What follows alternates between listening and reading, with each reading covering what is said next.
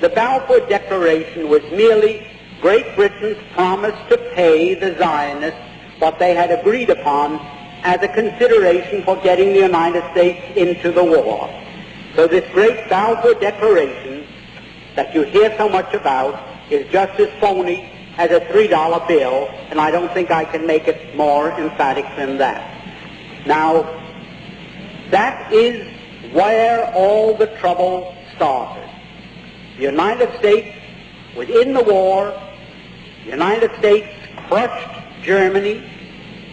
We went in there, and it's history, you know what happened. Now, when the war was ended, and the Germans went to Paris, to the Paris Peace Conference in 1919, there were 117 Jews there as a delegation representing the Jews, headed by Bernard Baruch. I was there, I ought to know. Now what happened? The Jews at that peace conference, when they were cutting up Germany and parceling out Europe to all these nations that claimed a right to a certain part of European territory, the Jews said, how about Palestine for us?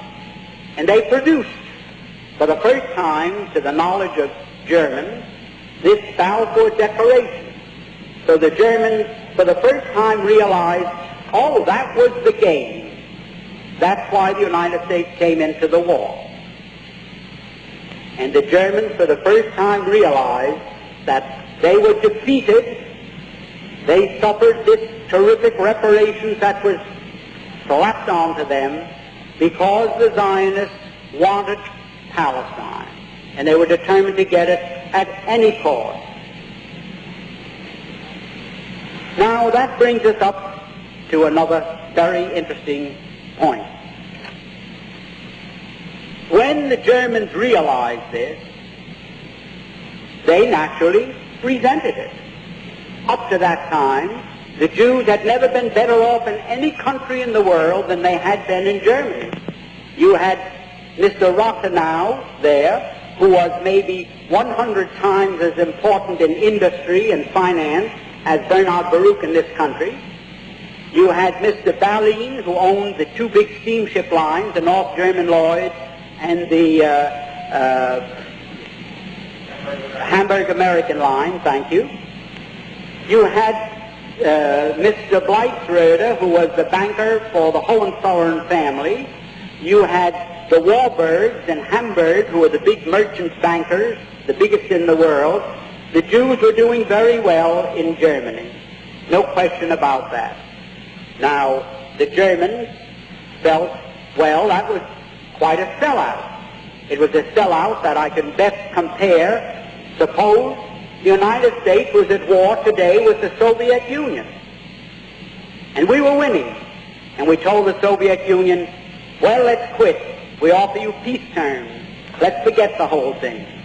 And all of a sudden, Red China came into the war as an ally of the Soviet Union, and throwing them into the war brought about our defeat, a crushing defeat, with a reparations the likes of which man's imagination cannot encompass. Imagine, then, after that defeat, if we found out that it was the Chinese in this country, our Chinese citizens, who all the time we thought they were loyal citizens working with us, were selling us out to the Soviet Union, and it was through them that Red China was brought into the war against us. How would we feel in the United States against Chinese? I don't think one of them would dare show his face on any street. There wouldn't be lampposts enough convenient to take care of them. Imagine how we would feel. Well, that's how the Germans felt towards these Jews.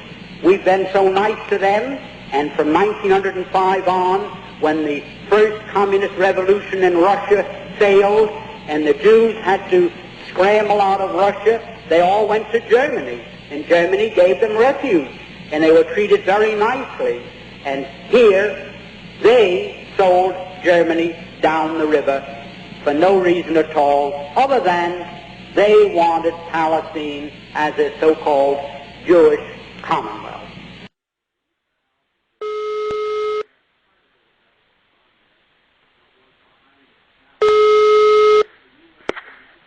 Danny Juvenko. Hi, is Danny there? Yes, that's me. Hi, Danny. Hi, my name's Jeff. I'm calling you from Canada.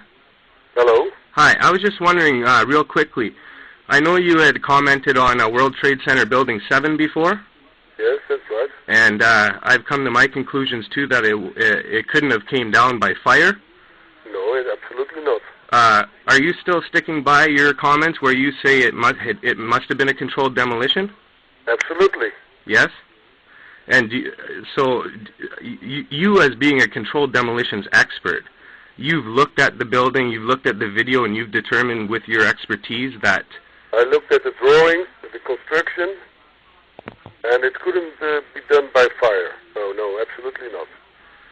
Okay, because I was reading on the internet, people were asking about you, and they said, I heard something that Danny Juvenko retracted his statement of what he said earlier about World Trade Center 7, now saying that it came down by fire. And I said, there's no way that's true. No, absolutely not.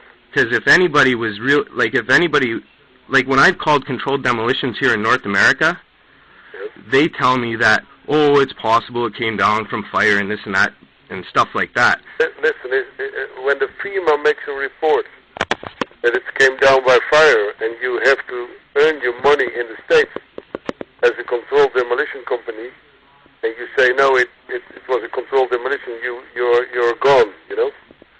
Yeah, exactly. You'll be in a lot of trouble if you say that, right? Of course. That's the end of the end of the story.